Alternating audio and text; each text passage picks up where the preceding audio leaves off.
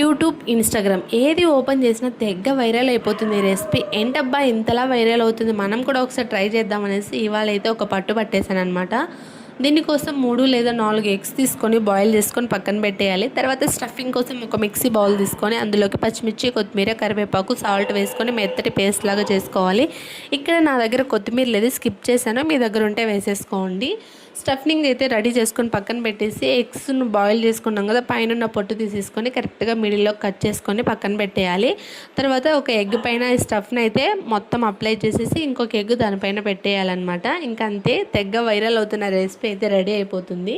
Taste విషయానికి వచ్చేస్తే అది అదిరిపోయిందనమాట. అసలు ఎలా ఉంటుందో ఏంటో ఈ రెసిపీ అనుకున్నాను, చాలా అంటే చాలా బాగుంది, అందుకే ఇంతలా వైరల్ అయిపోతుంది. మీలో ఎవరైనా ఇంతవరకు ఈ రెసిపీ ట్రై చేయకుండా ఉంటే వెంటనే ట్రై చేసేయండి, అస్సలు మిస్ అవద్దండి. టేస్ట్ అయితే అదిరిపోయిందనమాట.